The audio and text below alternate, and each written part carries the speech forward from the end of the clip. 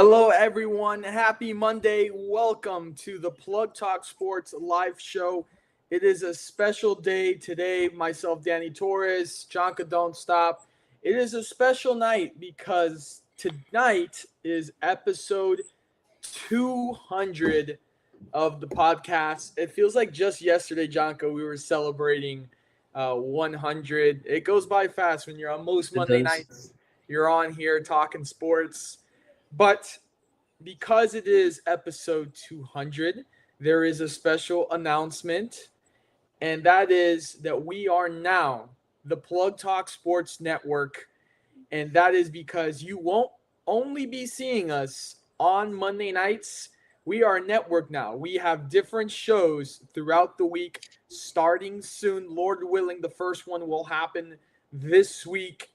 Um, Let me run you through some of those. So, Jonka will be on one called Plug Picks. Jonka, you want to talk a little bit about your show? Yeah. You guys know me. I'm the funny, fun one. The chill one. So I'm gonna be going through like the top games of the week and give you my opinion on who I think is gonna win, who I think the players that I think are gonna have a standout game, and then at the end of the show, I'm gonna I'm gonna have something fun with you guys. I'm gonna put up $5 of my own money every week and you guys are gonna decide my bets for the week. And then if we hit, we hit. If we don't hit, we don't hit. Which is fine, but it's fun. Just you guys have some sort of like engagement with me. It's fun. You guys handle my life. My life is in your hands for $5. So That's it's pretty dangerous. funny. And of course, though, we will have our Plug Talk Sports code on Jonka's show for prize picks. Then, of course, Brandon, who's not with us tonight, has his show courtside, everything basketball, Miami Heat, NBA, college basketball. And then we will have Blake's show. Blake's show will be one timers, and it'll be everything about the Florida Panthers, NHL, anything hockey related. Then we will have a show that we will combine all together, which is called Sideline. And it'll be mainly about the Miami Dolphins, but there will be NFL and most likely college football talk on there. And then there is my show, which is Pressing Matters, which you guys know I'm a soccer guy. I've worked in the MLS. It's my sport. So it's going to be all about soccer, talking about the Champions League, La Liga, Premier League, Bundesliga, French Ligue 1, or Serie A. Everything soccer, national teams, World Cup, Euro Cup. It's going to be great. I'm really excited for that. But that is the big announcement. Plug Talk Sports is now the Plug Talk Sports Network. And that was the major announcement we had for episode 200. I wanted to keep it. I wanted to announce it last week, but I said, you know what? It's more special and nothing better if we can announce it on episode 200. And I just want to say thank you guys. This was an idea. I'll never forget. I'll never forget the day I texted Jonka, and it was somewhere around 2017, 2018. And I texted Jonka. I was like, you know what, man?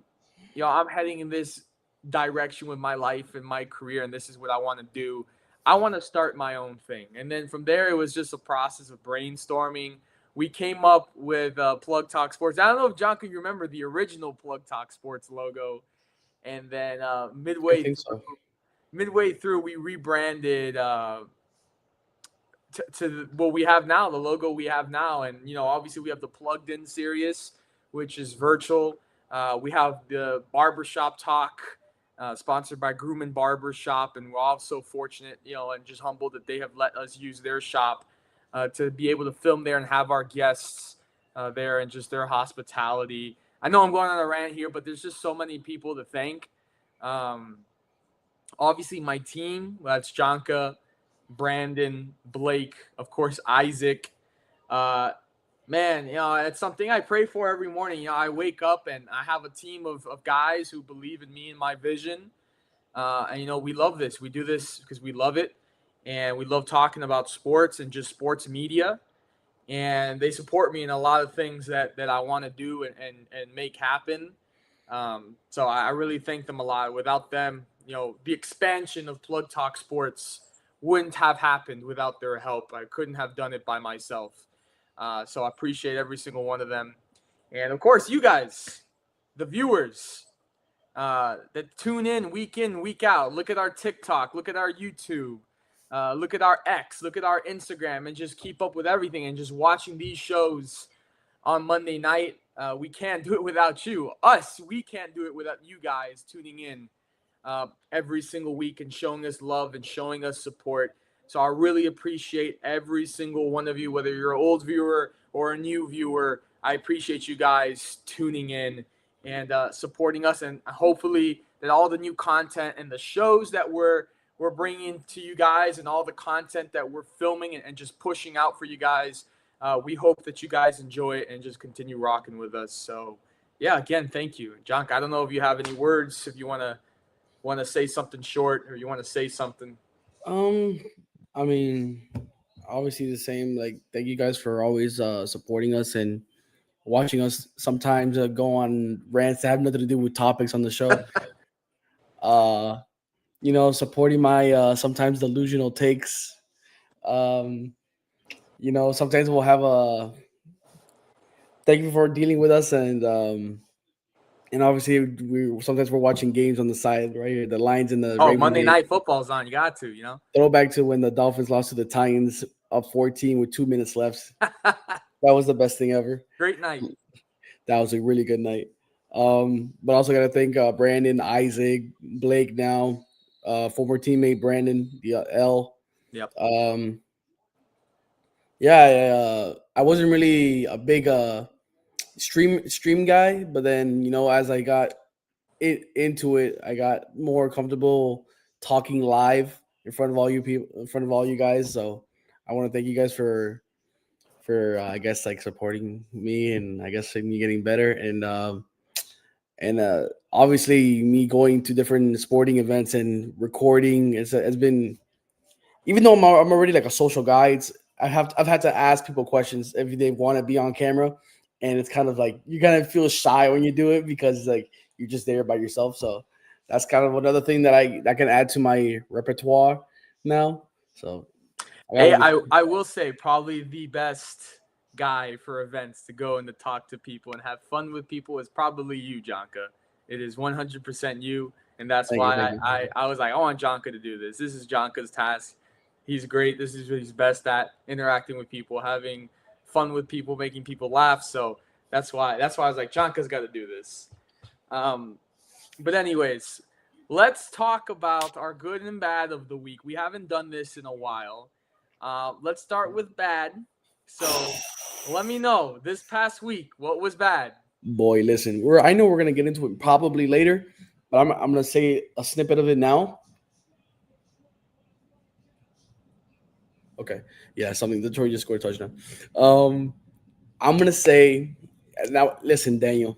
I know we don't have Blake here or Brandon here. I don't think they saw the game. Maybe they did. So my Patriots lost against the Steelers, 21-14. We outgained them by nearly 200 yards. But that was not what frustrated me. It's not the loss that frustrated me. It's how we lost. I don't know if you have you seen. Did you see the stats for that game, Daniel? I did not. Boy, 5 turnovers, bro. 4 fumbles the entire game. Aaron Rodgers could do nothing. Our defense was smothering them all game. And we just kept giving up the damn football, fumble after fumble after fumble. And one of them being in the end zone by Ramondre Stevenson, who has more, in the last 2 years more fumbles than touchdowns. I'm done with Ramondre Stevenson. Trade him, do whatever you need to trade him, and then get Mark Fletcher from the U and bring him in because I can't take this no more, Daniel. That game should have been. We should have blown them out. We should have blown them out. I can't keep dealing with this guy again, bro. He had 7 fumbles, I think 9 or 7 fumbles last season, Wow. and he continues to do it again. We can't keep doing this, bro. This is week 3. How are you fumbling already in week 3? Nah, I'm sorry. Drake May is the only upside in this entire team. Stephon Diggs, I don't know what Hey, he's you doing. started. I heard you started him in fantasy, and it paid off for you. It did pay off. Patrick Mahomes played like Dookie, so it worked out for me 100%. That's my bad take. Listen, Okay. Daniel. I'm being a little bit more positive right now because if I really wanted to show my emotions, I'd be going off right now because this team is pissing me off. So for me, it's gonna be football as well. Oh, I Oh know. I boy, know. I'm glad it's not a topic tonight. We all agreed on the topics last night, and I'm glad this was not a topic. But oh my lord, my Dallas Cowboys. Um, rolled into Chicago yesterday afternoon, 4:25 Eastern. Afternoon game, Soldier Field, a stadium that I've been to, in a part of Chicago that I like next to Grant Park and Millennium Park. Love that area on Michigan Ave. Uh, man, they went in there and the offense had trouble scoring. They only put up 14 points. The defense, I don't know what to tell you. Trevon, I mean, that, yeah. Is it Trevon? Not Trevon Diggs. Stephon Diggs. Yeah, No. Trevon Diggs. I So always yes, get confused with his I other. have Stephon Diggs. Yeah, you mixed me up yesterday when I told you, and you mixed me up. With Trevon Diggs, yeah, yeah.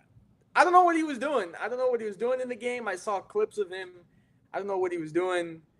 Uh, but it just looked bad. The defense looked bad. But then, we think about our matchup for next week against the Green Bay Packers on Sunday Night Football. You would think You would this is think. going to be a big smackdown for the Cowboys. But Green Bay just came off of a loss as well to the Cleveland Browns. So both teams lost to teams that I think we all predicted. I think, Jonka, you had in your predictions. I think you had both the Packers and the Cowboys winning. Yes, I did. So Unfortunately, it was a little shocking. I mean, Caleb Williams is out there looking like I don't even know what to tell you, man. Uh, it's upsetting. The defense needs a lot of work. That's definitely 100%. CD Lamb, high ankle sprain, will be out 3 to 4 weeks, and then 6 to 8 weeks for Tyler Booker. yep. Uh, these injuries do not help. These are key injuries, and it's going to mess up our team bad. It's going to be, I don't think it's going to be a good season, guys. The only positive out of that game is that for any fantasy football owners that have George Pickens, you're about to Yeah. go off because he's going to get all the targets, and Yep. Jake Ferguson. So 100%. Um, good. Jonko, what's the good news?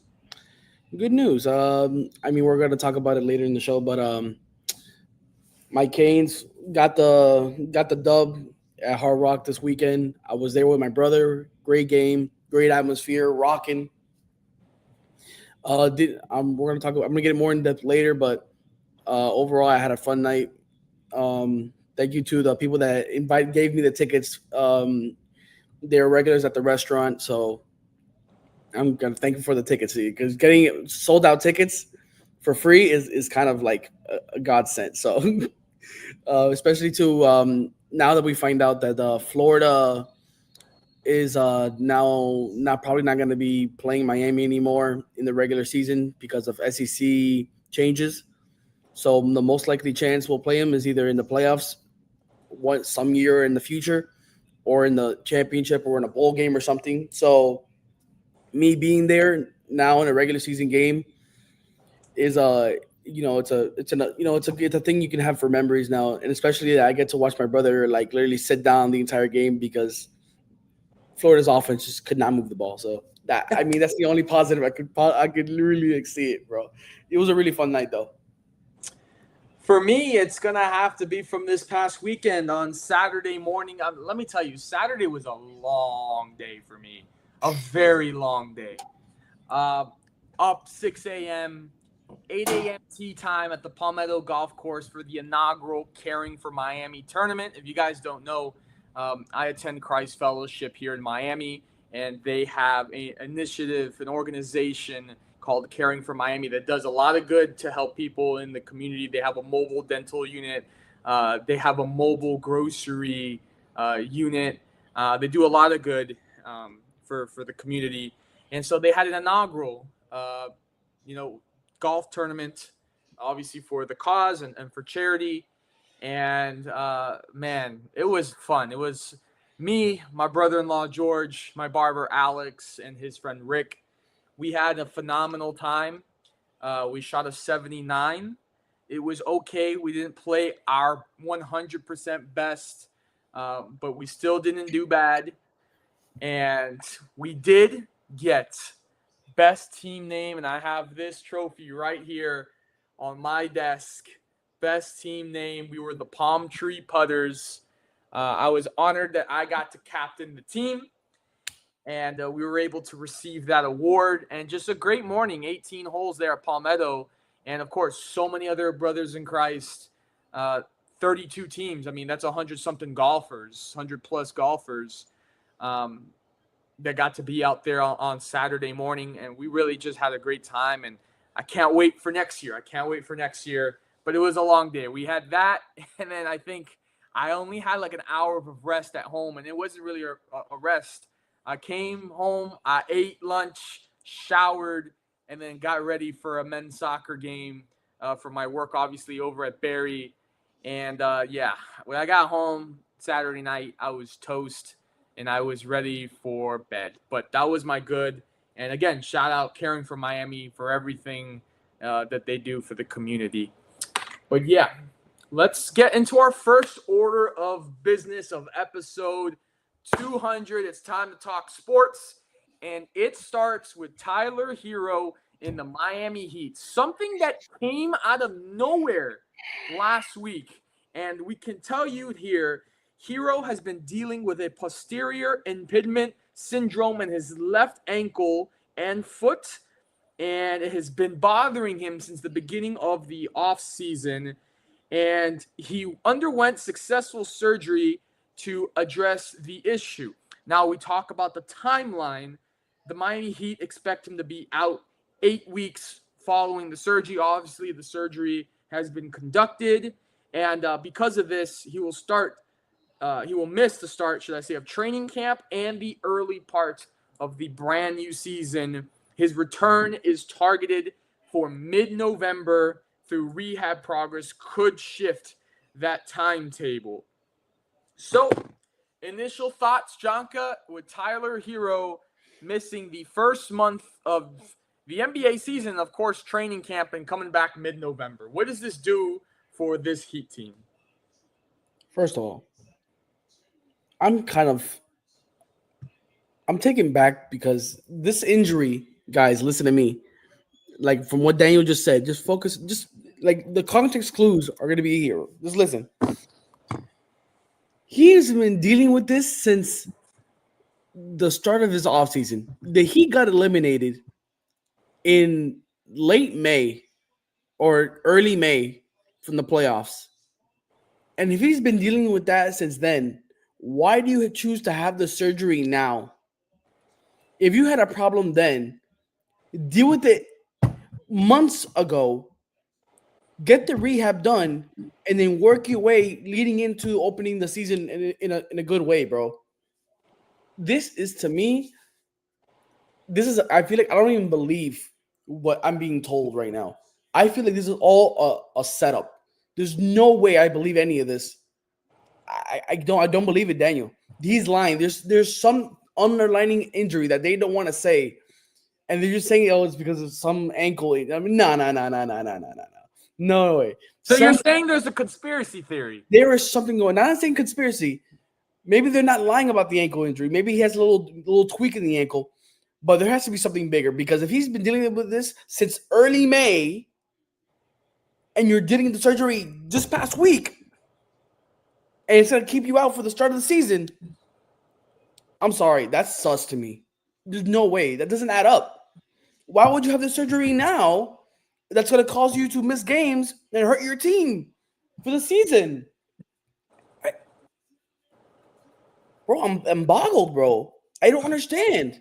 We had a bunch of new pieces added to the team. Yeah. We're going to get some cohesion with this damn team. Now all of a sudden, Tyler Hero decides to get late surgery and botch the entire thing.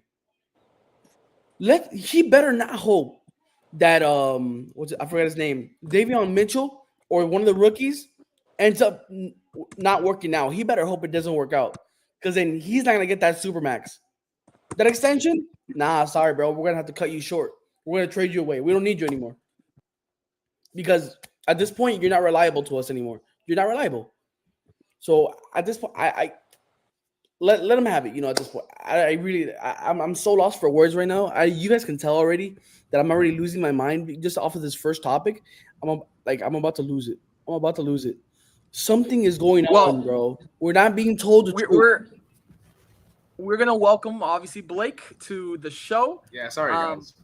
No, you're No, good. you're good. Sorry You're about good. that. We were talking about Tyler Hero and his injury, and he's coming back mid-November. How this is gonna affect the Miami Heat. Jonka, I agree with you, and I'm gonna make a comparison here. So Jude Bellingham for Real Madrid, English international superstar, he needed to have shoulder surgery. Mm-hmm. Now, he made it clear. The Club World Cup was a big tournament, and he made it clear. As soon as that tournament is over, I am going to go get the shoulder surgery. Mm-hmm. Obviously, he's back now, but he missed a beginning part, at least 6 games, to start this new year. Mm-hmm. Tyler Hero should have done the same thing. Hey, I know this is bothering me. As soon as we're out of the playoffs, against this Cleveland series or however far they were going to make it, which eventually they got swept by Cleveland. As soon as this season's done, I'm going to have the procedure. I'm going to go through the rehab process and start getting ready for next year. We're now literally the year starts next month, and next month is literally next week. And now's when he's telling us that he needs surgery and he needs to do this procedure, and he gets it done this week, and he's going to miss all of training camp, all of the first month of the season, all of the beginning of the second month of the season, and return in November. It also does not make sense to me. But yeah, Blake, what do you think? Jonka thinks there's a conspiracy theory there that maybe there's a bigger injury there that Miami was not pointing out. Bigger injury.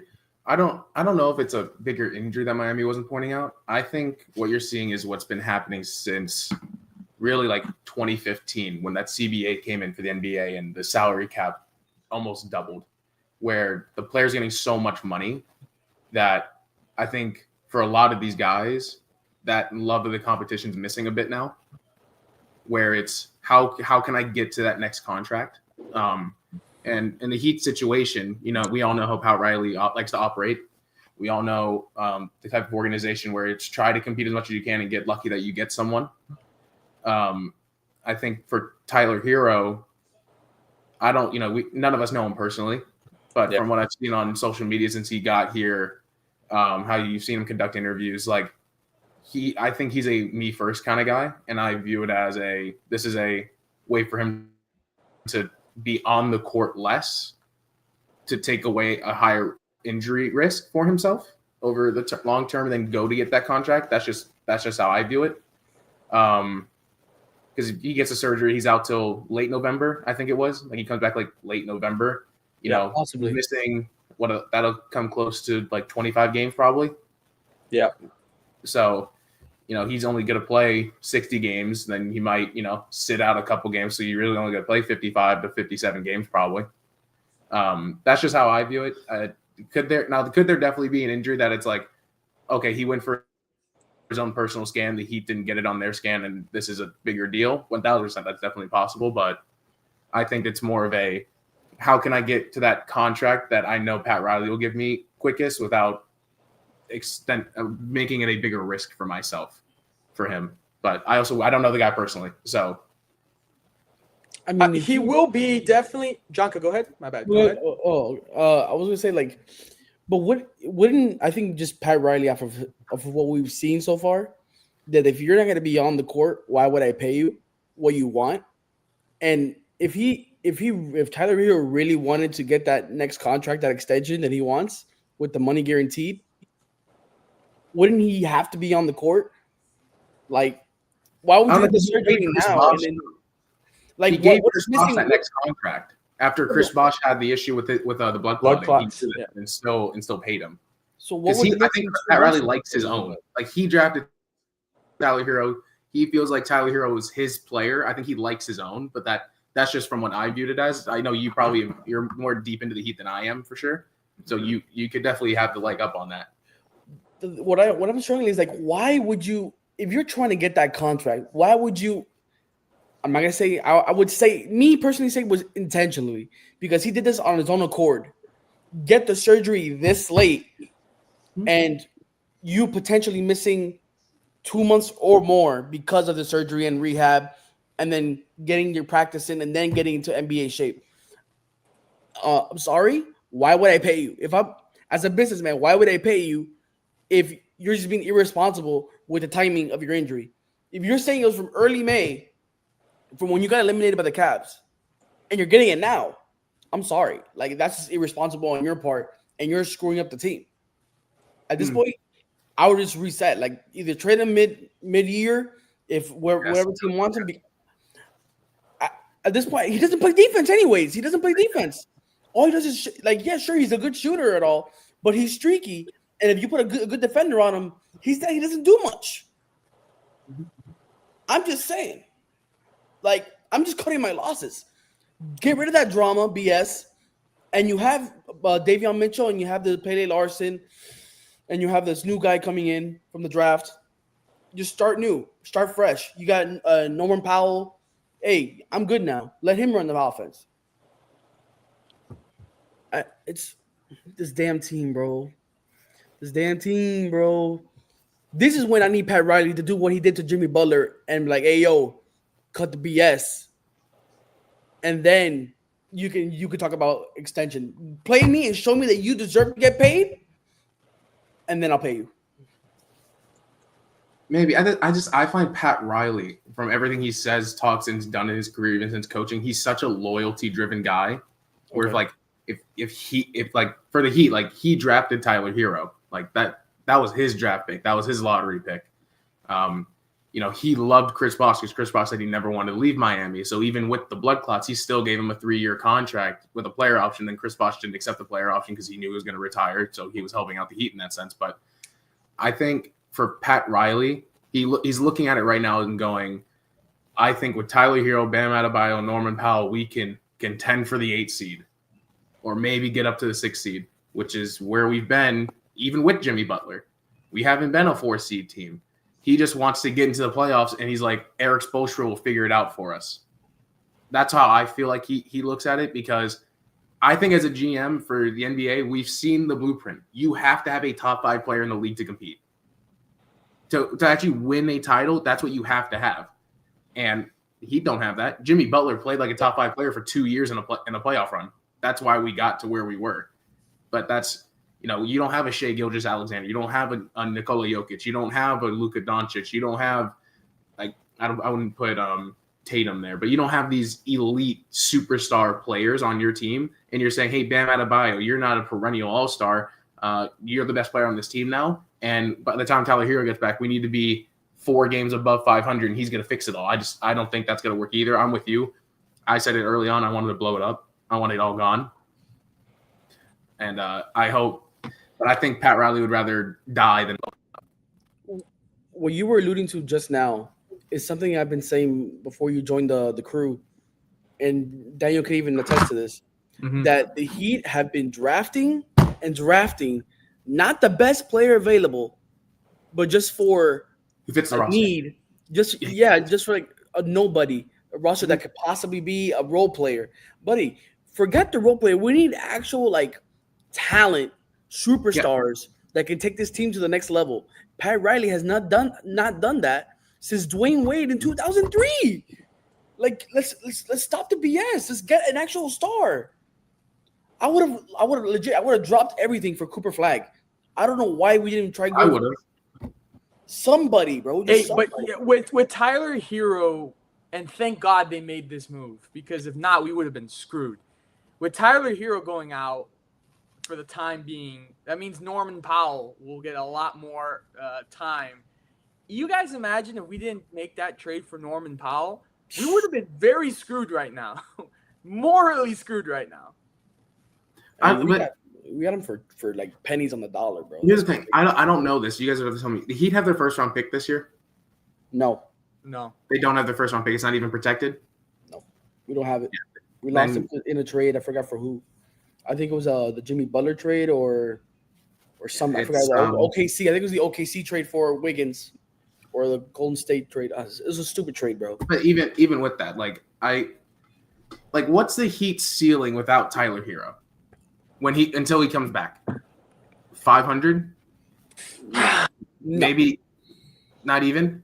not even like, 500. Not if you- even if you're- 500.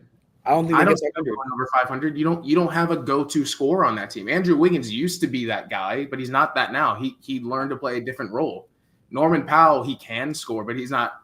He's not the number one option on a team looking to contend for a 5 seed. Bam Adebayo, we all know that's not who he is. He's been in the league long enough. We know that's not what he is. He's the 3rd scorer, 4th scorer on a title contender.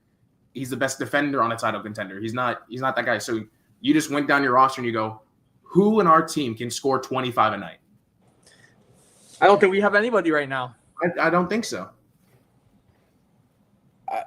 The only way I can see this team even competing is if Bam goes to the 4, Khalil Ware at the 5, obviously Tyler at the 1, or Davion Mitchell at the 1, at the 2, and somebody at the 3. But then you got to also that we have Jovic, who's been getting up there. He's been pretty good so far.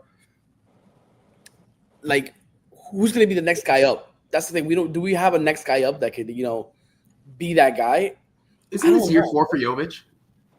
This is, I think, the 3rd season. I think. It's just Jovic's contract's coming up. You're gonna have to pay him 18 a year, probably. And Jaime Jaquez. And Jaime Jaquez. You're gonna have to pay both of them 18 to 24 a year. Which I think we should have traded, to be honest with you. Yes, I'm all for it. I mean, we never know. Maybe these guys end up being a little bit better this year, and then we could use them in the trade for a big player at the trade deadline, and maybe that can make a splash. We saw what the Warriors did with Jimmy Butler, and with obviously Steph Curry getting injured and basically screwing over the season for him. But it wasn't.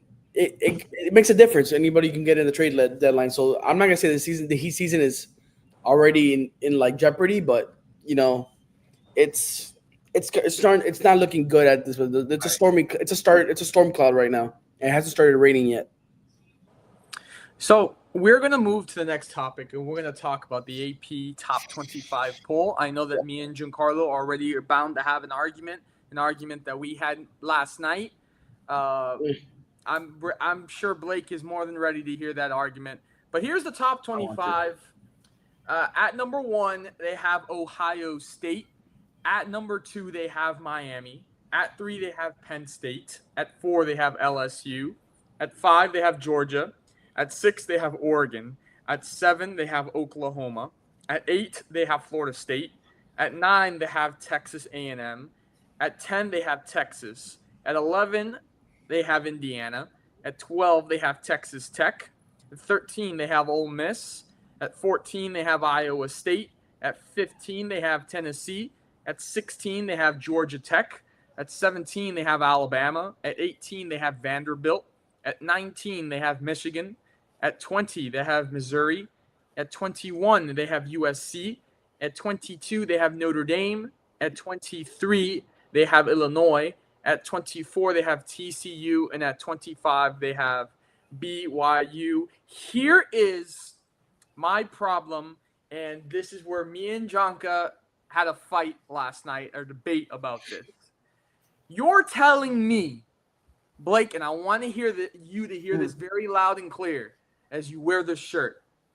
You're telling me that Miami at number 4, who beat a 1-2 unranked Florida team, who, by the way, came back on them for that win to only 26-7, move them to the number 2 spot in the entire country. I'm sorry, I don't agree with the committee on that. I think they should have kept them at number 4. I don't think they should have moved any spots. I think they should have stayed at number 4. You beat an unranked 1-2 Florida team that we all know is really bad, and you get moved to number 2 in the entire country for that win?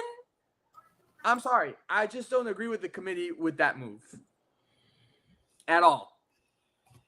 I mean, I can obviously I understand why you're coming from that side. I mean, Florida's offense is absolutely gone. I feel like the offense and the offensive coordinator has been quit on. They've given up on them. But like Billy Napier and the defense they're solid. They have good pieces. But I think we can all agree Penn State does not deserve to be anywhere near the top 5. And then LSU, because LSU played Florida 2 weeks ago, and then Miami played LSU this past week. They have like matchups.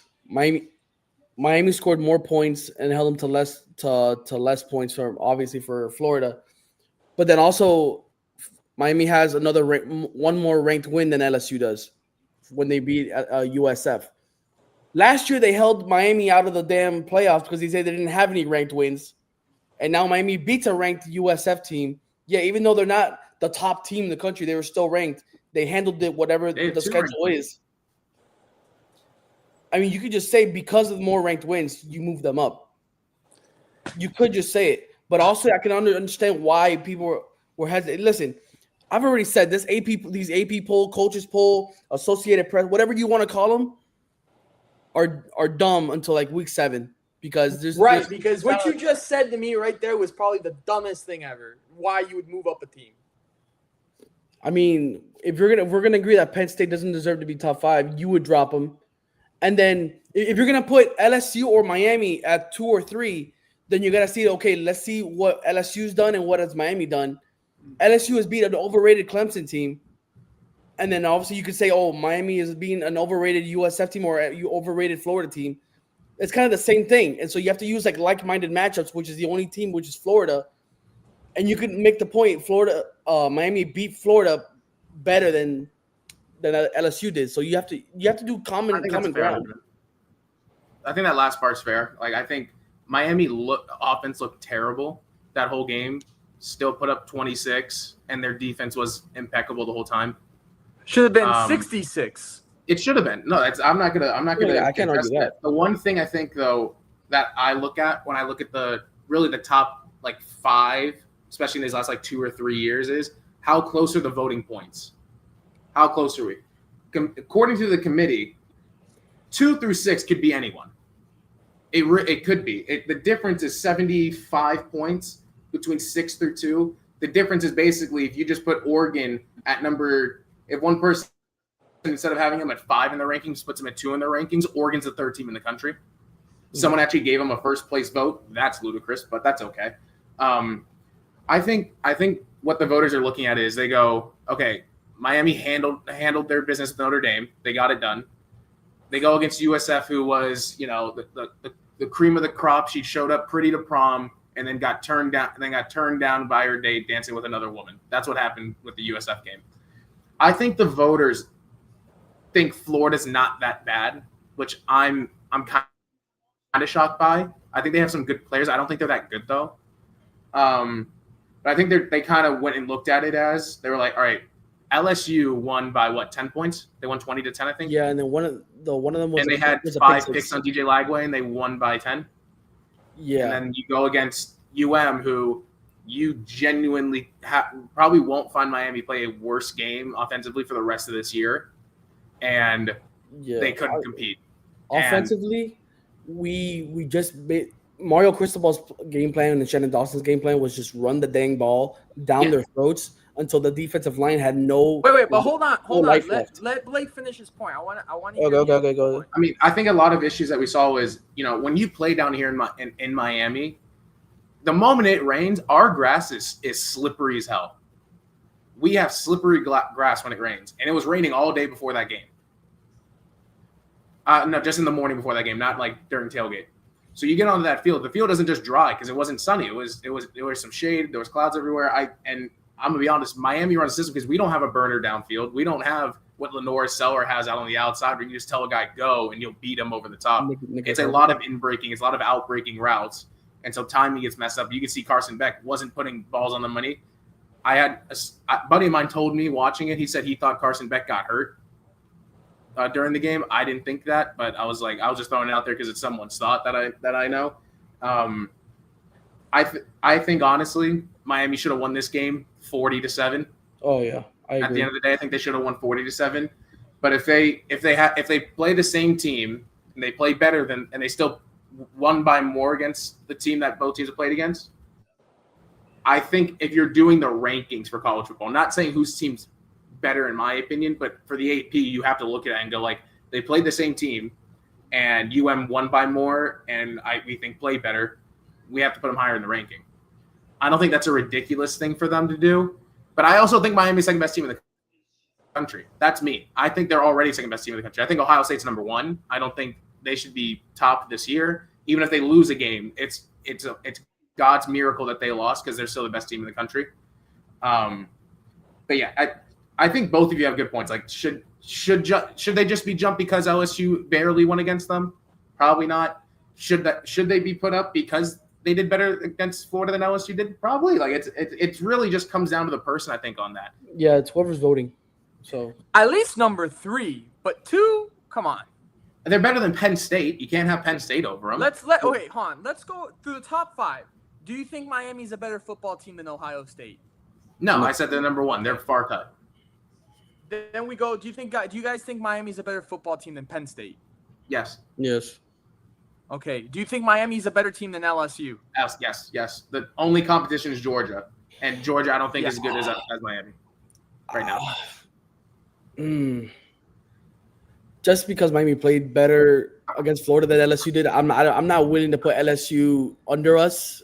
It's like Carson Beck. We have new receivers. The chemistry isn't there yet. Yeah, sure. We blew out the first, Bethune-Cookman and USF, but when it came to like Notre Dame and Florida, like the offense obviously isn't there yet. We'll see in these 2 weeks when we play Florida State, but I'm not willing to put Miami over LSU. So I think 3 is the spot. But I mean, the committee's going to be very picky on who they go up and who goes down. They're going to be very nitpicky, and they're going to see, okay, these comparisons, what they're going to do. But I'm not putting LSU under us, bro. No. Can I be honest? Nuessenmeyer he's only played one half of good football this year. Yeah. It's not like he's played good. And he's been there. He's been in that system. There's a lot of guys on LSU. They don't take as many transfers as UM does. We do it to the extravagance. They have a lot of guys that have been there, and Nuessenmeyer just hasn't looked good. Let's be honest. He's looked a lot like Cade Klubnik, except Clemson's depth is not as good as LSU's. They've looked very similar to me. If you think about it, if LSU doesn't get that pick 6, it's a 13 to 10 game, and that's just. And they had 5 picks, by the way, so it's just like LSU could have easily blown them out too, and they didn't. I think you need to put more disrespect on LSU for having 5 picks, including 1 pick 6, and your offense only puts up 13 points. True.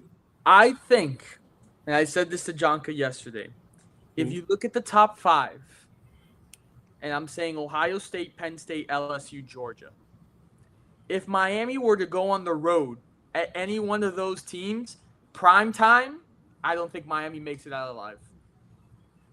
Alive like what? Like winning or just like Hard Rock? Then they have a chance.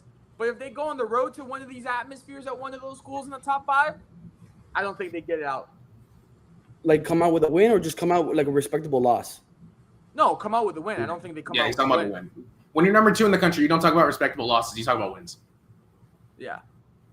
I think we can go into Georgia and beat Georgia. I don't know if we can go into Penn State and beat Penn State. On neutral sites, I think Miami wins all of them, but Penn State fans are just so wild. It's hard. I told him, Jonka told me last night, you really think that Penn State's a hard place to play at? It's a hard place to play at. I think it's a hard place to play at. Don't get me wrong, but I just don't believe in Drew Aller and that offensive team either. They just don't seem like a top team to me. Maybe mid-team, but like Drew Aller, from what I just saw that last college playoff from last year, you could see it. Like they were not in it. there was no offense. I'm not disagreeing, but what I'm saying is when it's a primetime game against another top 5 opponent, the crowd is absolutely insane there. That does something to a home team. That definitely does something to a home team, and it hypes them up. But sometimes it doesn't work in their favor. So I'm just saying, knowing how Miami is, and I don't care who's quarterback. I don't care who's coach. It always happens. And just like, listen, guys, I am a Cowboys fan. I have seen this movie played out thousands of times before. They're just like my Cowboys. They are. They have the same curse. They get hyped every year. And then, but you know what's even better?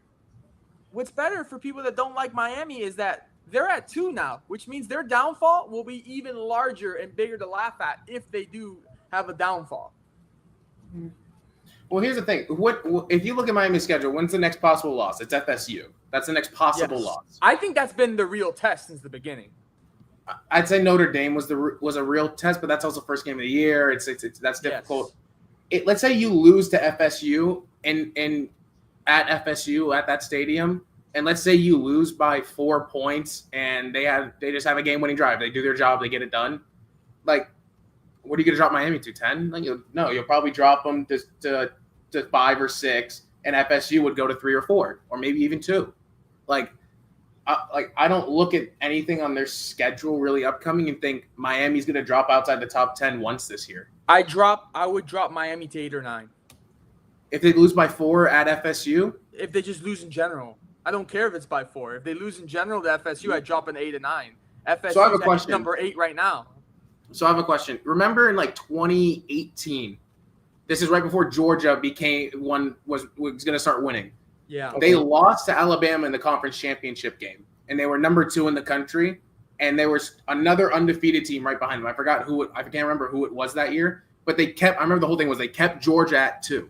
Yeah, that shouldn't have happened. Why not? They're the second best team in the country. Just because you lost doesn't mean you're not the second best team in the country. I don't remember. In 2018 was not. I think it was 2018. It was when they had that trilogy of Alabama, Georgia playing in the conference. I remember that. Yeah. Georgia won one of them, and Alabama won Michigan? 2 of them.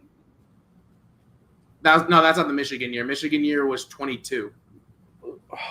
I would say that's just not how that's not how rankings should work. You lose, you move down. So I guess that makes me ask the question, right? Do you think Vanderbilt would beat Texas right now? I love Vanderbilt. I'm so happy they're ranked. That would be a good Vanderbilt game. wouldn't beat Texas. Texas is better, and Texas has a loss, and Vanderbilt doesn't. Yeah. But if Vanderbilt, let's say Vanderbilt were to beat Texas, then yeah, Texas should move down. Oh no, Texas, you then have to plummet because that's two losses. Yeah. And you haven't and you look bad in one of the losses, and then you lose to a team that's barely ranked, and you were number 1 on the AP to start the year. That's a bit of a fluctuation. We also talked to all of us at the beginning of this year saying, wow, Miami's ranked 8 to start the year? That feels high. I don't feel like Miami's ranked number 8. I thought the ranking was just because they thought we were going to lose to Notre Dame and they wanted to put us at 15 or 16. And if we lost against Notre Dame, they would have had to drop us out of the top 25 probably. But guys, I have besides Miami and all this, can we talk about how this poll, these rankings are so illegitimate at this point? Because look at this. I was going to tell you guys, but I forgot to bring it up. Illinois is still ranked. They were playing 19 Indiana. They get blown out 63-10, and somehow they're still ranked.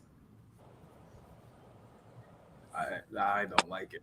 I'm not a fan. This is what I'm talking about. Until I don't the last 2 weeks, when college football committee actually chooses the top 4 teams or the top 12 now, that's when we'll know who's officially official. All this is just a popularity contest and who wins, who doesn't, who wins big, who wins better, who wins worse, who loses not as badly, who loses in a really bad game. This is all hoopla. This is all foo-foo. This is all Blake. I will say, because you say, who can take down Miami right now? You look at the schedule, only Florida State. Trust me, there's a sleeper out there. There is not Georgia Tech. Is Georgia Tech on the schedule? It's not Georgia Tech. No. Georgia Tech isn't beating them. Georgia Tech. I think the sleeper on this schedule is Louisville. Bro, We've always struggled against Louisville, but they're not doing the same recruiting that they did. They're not taking all the South Florida kids. Miller Moss and Isaac Brown are going off this year. No, I'm not. Now, I don't think their offensive line is at the caliber of ours or their defensive line, but they just have these speedy backs and these speedy receivers that can just get open. That means nothing to me, because here's the thing: is we've realized your O line, your D line is what matters most. That's the difference in college football. The difference between a 3-star skill player and a high 4-star, it's not that much. It's really not. Like, the difference is a 5-star offensive tackle and a 4-star and a low 4-star offensive tackle. There's a difference. You can visibly see it. And I think what is happening, what's going to happen is, remember what happened with Colorado when Dion went there with Shador? They had all the skill players. Their skill players were awesome. They were one of the best skilled teams in the country, but their O-line and D-line were so awful, they couldn't compete with anyone. And so you go against Miami, even if you have a college average O-line, right? Miami's the best D-line in the country. Right now, they're the best D-line in the country. They have the best pass rusher in college football on their team. Like, you can't – I just don't – The one plus Miami does have with FSU at the moment is that Mario Cristobal has played against Castellanos before. It was 2 years ago when we had Tyler Van Dyke, and it was basically just a Castellanos game. Like, he couldn't throw. He was just on the run the whole game. So I mean, they're gonna see the tape now, but I watched the highlights for the Alabama game. They went up against in week 1. Alabama was missing tackles and missing assignments, like it was like Christmas gifts on Christmas Day, bro. It was really bad. Like, I don't even know what they were doing, and then plus Alabama gave up way too many deep balls. Now, do I think that Miami's is that gonna happen to Miami? I think Miami's defense is better than Alabama's at the moment.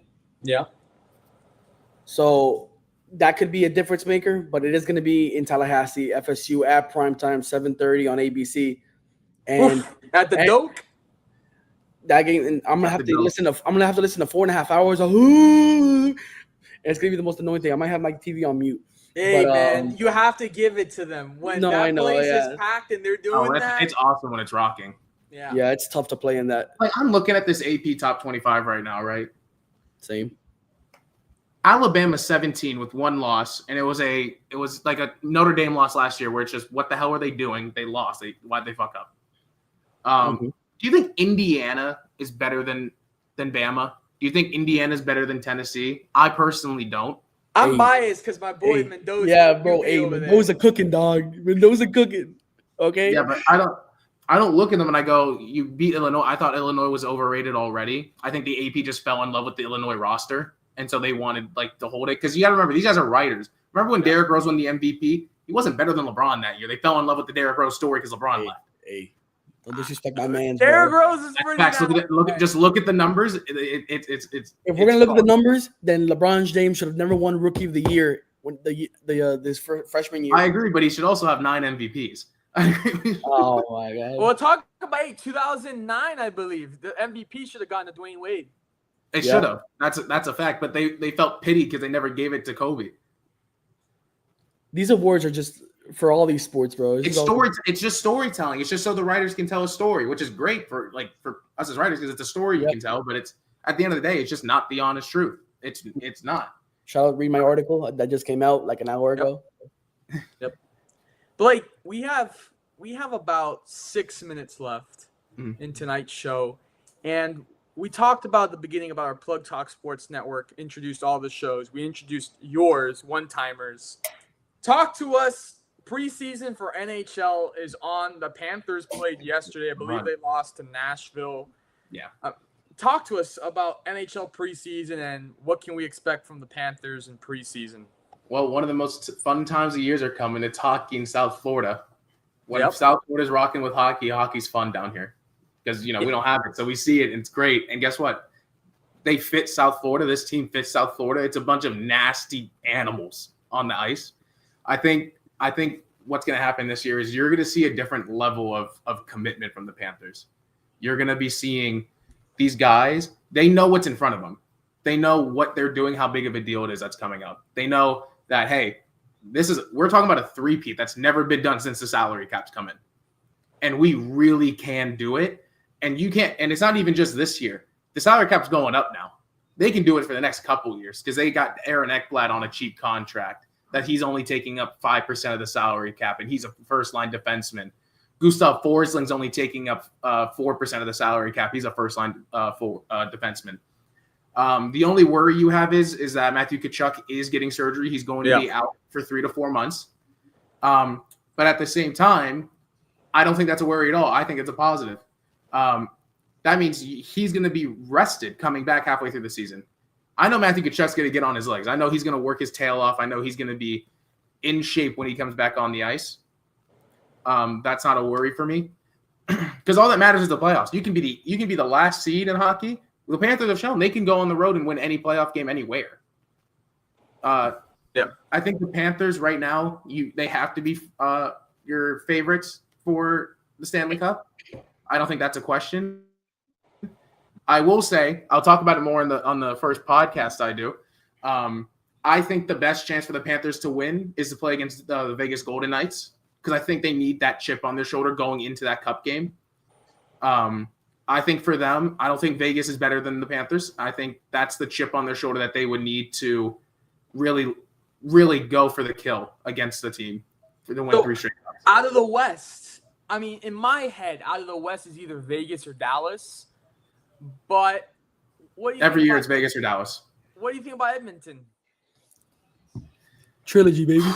I love this Edmonton talk because if I had to pick what happens with McDavid, because it's interesting, is Edmonton paid Leon Draisaitl, they paid Evan Bouchard, they paid Darnell Nurse now. Are you going to give Connor McDavid $17 million a year? That's the question. They can't afford it. They already paid guys too much. My favorite landing spot for McDavid is Tampa Bay. Oof. I think Tampa is the best place for him to go. But I can get into that on my own thing. But I think coming out of the West this year, I think Dallas every year scary. They're so deep. They're so well run. But then again, that old guard, you're starting to see they're slowing down. That new guard hasn't taken that leap that they needed in these last 2 years. I think it's awful because Hellebuck's been so awful in the playoffs that you never want to put Winnipeg as a contender. But if you have Connor Hellebuck, if he can just figure it out in the playoffs, you can make the Stanley Cup and win it because he's that darn good. But if I'm being honest right now, Vegas is my favorite. Vegas is they're a wagon in the West in my opinion. Mitch Marner is going to make Jack Eichel 120 point scorer. If you thought Austin Matthews scoring all those goals was amazing, and we're going to see if Mitch Marner was elevating his play or not.